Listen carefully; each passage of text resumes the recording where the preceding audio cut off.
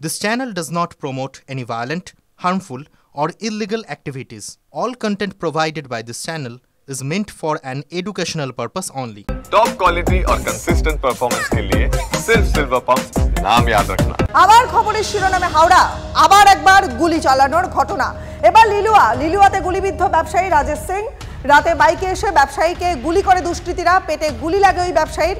আশঙ্কাজনক অবস্থায় কলকাতার একটা বেসরকারি হাসপাতালে চিকিৎসাধীন রয়েছেন ওই ব্যবসায়ী। তার শারীরিক অবস্থা কেমন, কেন এই খুনের চেষ্টা জানবো। আমাদের সহকর্মী সুব্রত রয়েছেন আমাদের সঙ্গে। সুব্রত,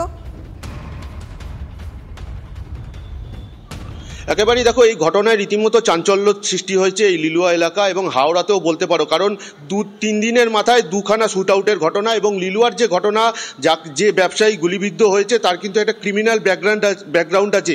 2011 সালে একটি মার্ডার কেস এবং 2013-14 মধ্যিখানে একটি মার্ডার কেস। দুটি মার্ডার কেসে মূল অভিযুক্ত ছিল এই রাজেশ সিং, যাকে কিন্তু গতকাল খুব সামনে থেকে দুষ্কৃতীরা গুলি করে এবং যেটা জানা যাচ্ছে দুষ্কৃতীরা মোটরসাইকেল নিয়ে আসে এবং তারা কিন্তু গুলি করে এবং এই যে রাজেশ সিং কিন্তু দীর্ঘদিন জেল খাটা আসামি এবং এই যে খুনের ঘটনা সেই ব্যাকগ্রাউন্ডও কিন্তু পুলিশ ইতিমধ্যে খতিয়ে দেখছে এবং পাশাপাশি যে প্রমোটিংয়ের ব্যবসা বর্তমানে সে করতো, সেই প্রমোটিং ব্যবসায় আর্থিক লেনদেন বা জমি সংক্রান্ত কোনো বিবাদ নাকি অন্য কোনো কারণ রয়েছে, সম্পূর্ণটা বিষয়টাই কিন্তু হাওড়া সিটি পুলিশের পদস্থ আধিকারিকরা এবং গোয়েন্দা বিভাগ খতিয়ে দেখছে।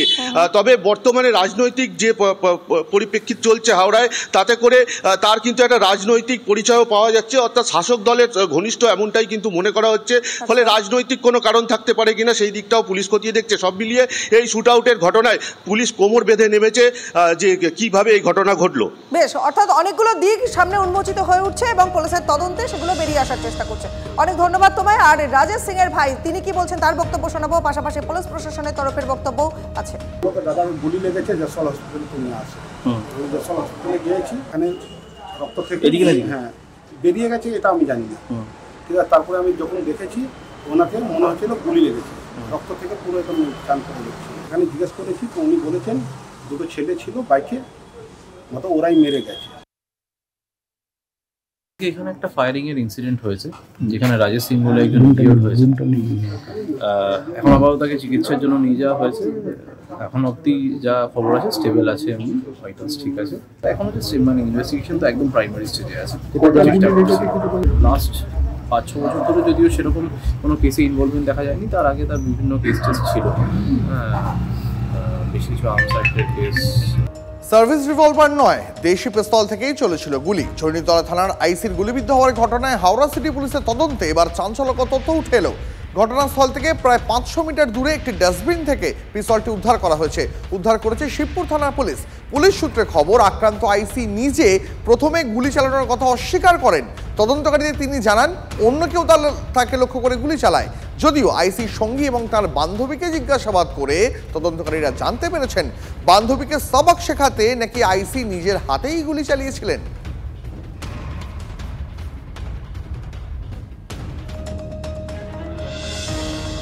আর হাওড়ায় আইসিকে গুলিকাণ্ডে চণ্ডীতলা থানায় ফ্যাক্ট ফাইন্ডিং টিম নেতৃত্বে অতিরিক্ত পুলিশ সুপার কৃষাণু রায় ছিলেন, চণ্ডীতলার এসডিপিও তমাল সরকার, সার্কেল ইন্সপেক্টর সন্দীপ গঙ্গোপাধ্যায় সহ এক মহিলা পুলিশ আধিকারিক। পুলিশ সূত্রের খবর যে জয়ন্ত পালের বিরুদ্ধে বিভাগীয় তদন্ত হবে। দোষ প্রমাণিত হলে কড়া শাস্তির মুখে পড়তে হতে পারে আইসিকে, খবর শুনছে। আপাতত জয়ন্ত পালকে সরিয়ে আইসির দায়িত্ব পেয়েছেন সন্দীপ গঙ্গোপাধ্যায়।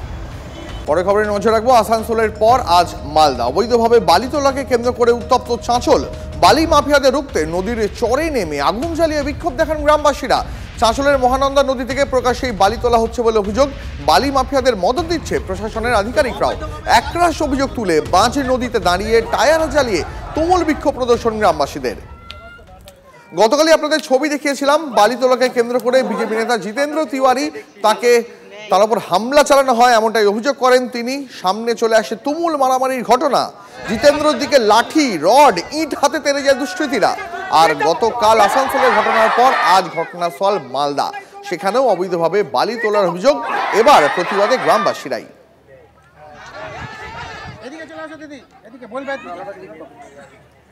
এখানে বালি কাটার জন্য গ্রামবাসী অনেক বাড়িঘর ধ্বংস হয়ে যাবে, এখানে কিছুদিন পূর্বে এখানে চাষাবাদযোগ্য জমি অনেক ধ্বংস হয়ে গেছে, কার গাছ ছিল গাছগুলো ধ্বংস হয়ে গেছে। আমাদের পাশে এখানে আছে কবরস্থান কিছুদিনের মধ্যে ধ্বংস হয়ে যাবে। প্রশাসনকে বলা হচ্ছে, অথচ এদের এখানকার জনপ্রতিনিধি দিয়ে যারা এমএলএ আছে, এমএলএ আছেন, জেলা পরিষদের নেতা আছেন, সবাইকে বলা হচ্ছে, অথচ বন্ধ হচ্ছে না। এটা কারণ খুঁজে পাচ্ছি না। ওদের বাড়ি ঘর, মন্দির, মসজিদ, ইটগাড়া নদীর তলে চলে যাচ্ছে। কারা বালিটা কাটছে? বালিটা কারা কাটছে সেটা বুঝতে পারছি না। আমরা দেখছি শক্তি থেকে বালিমা ফিরে কাটছে।